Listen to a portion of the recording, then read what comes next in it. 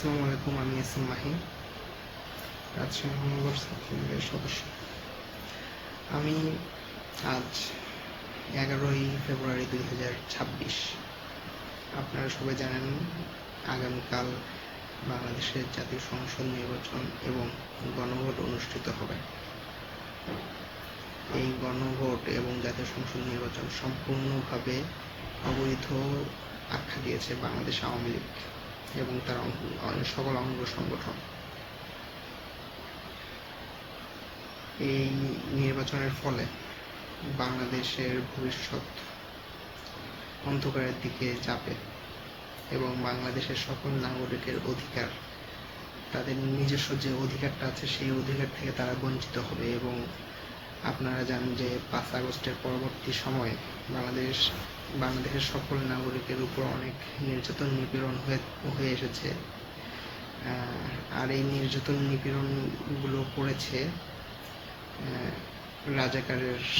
রাজাকার এবং তাদের নাতিপতিরা। যেমন অনেক ভাস্কর্য ভেঙে দিয়েছে, তারপর দেশের অনেক ক্ষয়ক্ষতি করেছে, রাষ্ট্রের অনেক ক্ষয়ক্ষতি করেছে, প্লাস মুক্তিযোদ্ধাদের উপর হাত তোলা হয়েছে, যা কখনোই গ্রহণযোগ্য নয়। আগামীকালের যে নির্বাচনটি হবে, যেটা সংসদ নির্বাচন, সেটা একবারেই অনৈতিক এবং এটা আসলে সংবিধান নাই যে একটি অস্থায়ী একজন সরকার এসে তার নিজ ইচ্ছা মতে যে কোনো দলকেই নির্বাচনে দিবে আর যে কোনো দলকেই নির্বাচন থেকে বাইরে রাখবে। আপনারা অবশ্যই জানেন বাংলাদেশের সর্ববৃহৎ দল, রাজনৈতিক দল বাংলাদেশ আওয়ামী লীগ। বাংলাদেশের সকল ভোটারের মধ্যে 45 থেকে 60% ভোটার বাংলাদেশ আওয়ামী লীগ মানে সমর্থক। তো যদি নির্বাচন থেকে বাংলাদেশ আওয়ামী লীগকে যদি বাদ দেওয়া হয় একান্ত সিদ্ধান্তে, অর্থাৎ ইউনুসের সিদ্ধান্তে, তো প্রায় 60% যে সমর্থক যারা ভোটার, তারা নির্বাচন থেকে বঞ্চিত থাকবে। যদি নির্বাচন থেকে বঞ্চিত থাকে 60% ভোটার, তাহলে কি এটা কখনো বৈধ নির্বাচন হবে? অবশ্যই না। তারপর দ্বিতীয় কথায় আসি, সেটা হচ্ছে গণভোট। দেখেন, ইউনুসের কোনো অধিকার নাই যে গণভোট অনুষ্ঠিত করবে। এটা সম্পূর্ণ জাতি এবং সাধারণ জনগণের উপর ডিপেন্ড করে। তো এই গণভোট দেওয়ার ফলে কি হবে আমি বলি। গণভোট হ্যাঁ এবং না।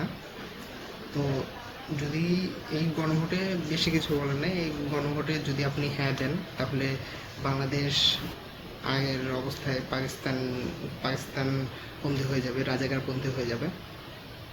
আর যদি আপনি না ভোট দেন, তাহলে কিছুই হবে না। আগের সংবিধানেই দেশ পরিচালিত হবে। এই গণভোট অনুষ্ঠিত হইতেছে শুধুমাত্র বাংলাদেশকে ধ্বংসের দিকে ঠেলে নিয়ে যাওয়া, যা বাঙালি জাতির জন্য একটি নেতিবাচক প্রভাব ফেলবে। তো আমি বেশি কিছু বলবো না। বাংলাদেশ আওয়ামী লীগের পক্ষ থেকে এবং বাংলাদেশ আওয়ামী লীগের ছাত্র সংগঠন, বাংলাদেশ ছাত্রলীগের পক্ষ থেকে আমি এটাই বলবো যে আগামীকালকের যে সংসদ নির্বাচন এবং গণভোট, সেটাকে আপনারা বয়কট করুন। আপনারা ভোট কেন্দ্রে যাইয়েন না। এটা আমার অনুরোধ, নির্দেশ। যেটাই ইচ্ছা সেটাই ভেবে নেন, কারণ যে বাংলাদেশ রক্ষা এখন আপনার হাতে। আমি আর বেশি কিছু বলবো না। আপনারা আগামীকাল নো ভোট বলে নির্বাচন 2026-কে বর্জন করুন। জয় বাংলা, জয় বঙ্গবন্ধু, বাংলাদেশ চিরজীবী হোক। ধন্যবাদ। ভেঙে দাও কারাগার, শোষকের গদি যাক ভেঙে যাক, পুরে হোক ছারখার।